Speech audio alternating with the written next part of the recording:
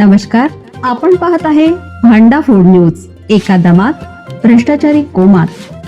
Social media, कर्जबाजारी, गुन्हेगारी, सट्टेबाजी, चोरी, मटका, जुगार, दारू, सावकारशाही, न्यायाच्या प्रतीक्षेत प्रशासन. भांडा फूड न्यूज.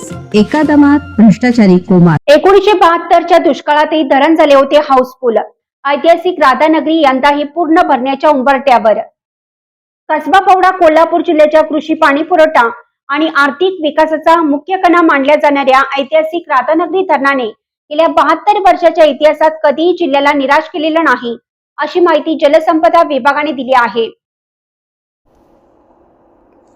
विशेष म्हणजे 1972च्या अत्यंत भीषण दुष्काळातही हे धरण पूर्ण क्षमतेने भरलं होतं.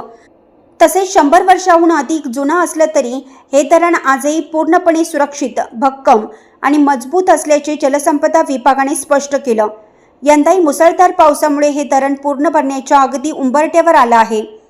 भोगावती नदीवर उभारण्यात आलेल्या या ऐतिहासिक धरणाची संकल्पना लोकराजा राजश्री छत्रपती शाहू महाराज यांनी मांडली होती.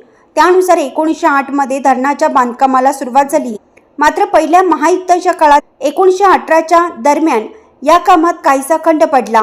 त्यानंतर छत्रपती राजाराम महाराज यांनी भारतरत्न सर मोक्षगुंडम विश्वेश्वरय्या यांच्या मोलाच्या मार्गदर्शनाखाली उर्वरित कामाला मोठी गती दिली.